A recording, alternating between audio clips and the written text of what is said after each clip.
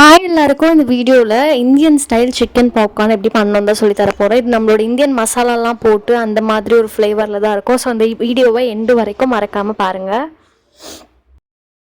இந்த சிக்கன் வந்து நல்லா ஃப்ரீசரில் வச்சனால கொஞ்சம் ஐஸ் கட்டியாக இருக்கனால தான் இப்படி இருக்குது. அது கொஞ்சம் நேரம் வந்து அந்த ஐஸ் கட்டியெல்லாம் கரைகிற வரைக்கும் வெயிட் பண்ணிவிட்டு பெரிய பெரிய பீஸாக இருந்தால் குட்டி குட்டியாக கட் பண்ணி எடுத்துக்கோங்க. ஏன்னா இந்த இந்த இந்த ரெசிபிக்கு வந்து அந்த மாதிரி போட்டால் தான் சூப்பராக இருக்கும்.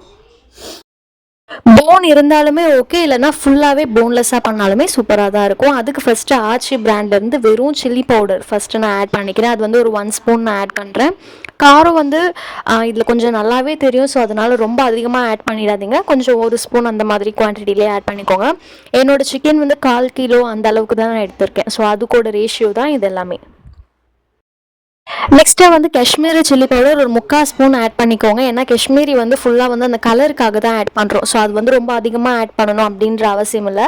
சும்மா கொஞ்சம் ஒரு 1/2 ஸ்பூன்லேருந்து 3/4 ஸ்பூன் வரைக்கும் ஆட் பண்ணிக்கோங்க, அதுவே போதும். நெக்ஸ்ட்டாக வந்து கரம் மசாலா ஆட் பண்ணிக்கிறேன். கரம் மசாலா ஒரு ஆஃப் இல்லைன்னா 1/4 ஸ்பூன் அந்த அளவுக்கு ஆட் பண்ணிக்கோங்க. இதுவுமே ரொம்ப ஆட் பண்ணிடாதீங்க, ஏன்னா இதோட ஃப்ளேவர் அதிகமாக வேண்டாம். நெக்ஸ்ட்டு வந்து சேம் அதே பிராண்ட்லேயே வந்து மல்லித்தூள் ஆட் பண்ணிக்கிறேன். மல்லித்தூள் வந்து ஒரு சூப்பரான ஃப்ளேவர் இருக்குது. ஸோ அது உங்களுக்கு ரொம்ப பிடிச்சதுன்னா நிறையவே ஆட் பண்ணிக்கோங்க. நான் வந்து அது 1/2 ஸ்பூன் மட்டுமே ஆட் பண்ணிக்கிறேன். அது ஆட் பண்ணாலுமே சூப்பராக தான் இருக்கும். ஸோ உங்களுக்கு வேணும்னா கொஞ்சம் எக்ஸ்ட்ராவாக கூட ஆட் பண்ணிக்கோங்க. நெக்ஸ்ட்டாக வந்து ஜிஞ்சர் கார்லிக் பேஸ்ட் ஆட் பண்ணிக்கிறேன். அது வந்து ஒரு 3/4 ஸ்பூன் ஆட் பண்ணுறேன். இது வந்து பெப்பர் பவுடர். பெப்பர்லேயே வந்து சீரகம் இருக்கும் இல்லையா, அதையுமே சேர்த்து நான் அரைச்சிருக்கேன். நீங்கள் வெறும் பெப்பர் பவுடர் கூட போட்டுக்கலாம். அது வந்து ஒரு 1/4 ஸ்பூன் கிட்ட நான் ஆட் பண்ணிக்கிறேன்.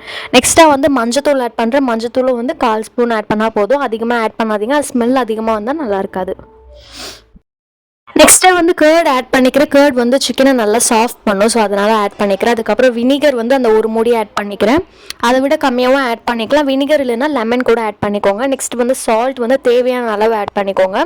சால்ட் கொஞ்சம் பார்த்து ஆட் பண்ணிக்கோங்க. ஏன்னா வந்து நம்ம மைதா மாவில் ஒரு பரட்டிட்டு நம்ம போடுவோம். ஸோ மைதா மாவுலேயும் உப்பு ஆட் பண்ண போகிறோம். ஸோ அதில் பார்த்து ஆட் பண்ணிக்கோங்க.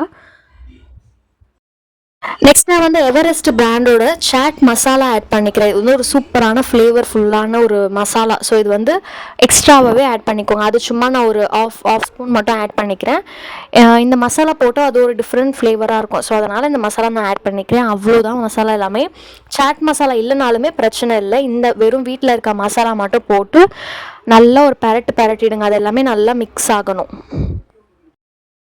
இதெல்லாம் பரட்டிட்டு ஒரு 30 மினிட்ஸ் கிட்ட நீங்கள் நல்லா ஃப்ரிட்ஜில் வைக்கணும். ஃப்ரீசரில் வைக்கக்கூடாது. வச்சு நல்லா ஊற விட்டுருங்க. நல்லா ஒரு மிக்ஸ் கொடுத்துருங்க. கையிலே கூட பரட்டிக்கோங்க, நீங்கள் ஸ்பூனில் பரட்டினாலும். அவ்வளோதான். இதை ஒரு 30 மினிட்ஸ்க்கு நல்லா ஊற விட்டுருங்க. நெக்ஸ்ட்டாக வந்து என்ன பண்ணுறோன்னா, அந்த மைதா இருக்கும் இல்லையா, மைதா தனியாக எடுத்துட்டு அதில் சால்ட் கொஞ்சம் பெப்பர் கொஞ்சம் மட்டும் ஆட் பண்ணி அது நல்லா ஒரு மிக்ஸ் கொடுத்துருங்க. லைட்டாக சில்லி பவுடர் கூட ஆட் பண்ணிக்கோங்க. அதில் வந்து இப்போ நம்ம ஊற வச்சு எடுத்துருக்கோம் இல்லையா சிக்கன், அதை போட்டு நல்லா பரட்டிட்டு நல்லா கொதிக்கிற எண்ணெயை வந்து நல்லா சூடு பண்ணிவிட்டு போடுங்க. நல்லா சூடு பண்ணி போட்டால் தான் கொஞ்சம் நல்லா ஒட்டாமல் வரும். ஸோ அதனால் நல்லா சூடு பண்ணிவிட்டு சிக்கன் எல்லாம் பரட்டிட்டு நல்லா தட்டிட்டு போடுங்க. ஏன்னா வந்து நல்லா ஃபுல்லாக அது ஒட்டி இருந்தாலுமே நல்லா இருக்காது. நல்லா தட்டிட்டு போட்டிங்கன்னா ரொம்பவே சூப்பரான சிக்கன் பாப்கார்ன் இந்தியன் ஸ்டைலில் ரொம்பவே சூப்பராக ரெடி ஆகிடும். போட்டுட்டு கொஞ்சம் நேரம் திருப்பாமல் விட்டுருங்க. உடனே திருப்பிட்டிங்கன்னா கொஞ்சம் ஒட்டி அந்த மாதிரியெல்லாம் வரும். இதில் வந்து நான்ஸ்டிக்கில் பண்ணால் கொஞ்சம் பெட்டர். ஏன்னா நான்ஸ்டிக்கில் பண்ணால் ஒட்டாமல் வரும். ஸோ அந்த மாதிரி நீங்கள் நான்ஸ்டிக்கில் பண்ணலாம். நல்லா போட்டுட்டு 2 சைடும் திருப்பி ஒரு 8 மினிட்ஸ் கிட்ட வேக விடுங்க. ரொம்ப வேக விட்டுட்டிங்கன்னா சிக்கன் ரப்பராக ஆகிடும். சிக்கன் ஓரளவுக்கு வெந்துடுச்சுன்னு தெரிஞ்ச உடனே கலருக்காக ஹை ஃப்ளேமில் வச்சு சும்மா 2 வாட்டி பரட்டி விட்டுருங்க. கலர் வந்துடுச்சுன்னா போதும். ஒரு 8 மினிட்ஸ் மட்டும் சிக்கனை வேக வைங்க. அவ்வளோதான். இப்போ இந்த சிக்கன் வந்து சூப்பராக ரெடி ஆகிடுச்சு. இது நல்லாவே ரொம்ப டேஸ்ட்டாக இருந்தது. உண்மையாக சொல்லணும்னா நீங்கள் மறக்காமல் ட்ரை பண்ணிவிட்டு கமெண்ட்டில் எப்படி வந்திருக்குன்னு சொல்லுங்கள். ரொம்பவும் தீச்சிடாதீங்க. ஹை ஃப்ளேமில் வச்சு கொஞ்சம் நல்லா குக் பண்ணிட்டு அப்புறம் ஒரு மீடியம் ஃப்ளேமில் வச்சு கலருக்காக ப்ரௌன் ஆகிறதுக்காக விட்டுருங்க. இதை வந்து நான் ஒரு டிஷ்யூ பேப்பர் போட்டு மேலே போட்டிருக்கேன். ஏன்னா வந்து எண்ணெயெல்லாம் ட்ரெயின் ஆகணும் அப்படின்றதுக்காக. மறக்காமல் அந்த சிக்கன் ரெசிபியை பண்ணிவிட்டு எப்படி வந்திருக்குன்னு சொல்லுங்கள். இந்த வீடியோ பிடிச்சிருந்தா சப்ஸ்கிரைப் பண்ணி சப்போர்ட் பண்ணுங்கள்.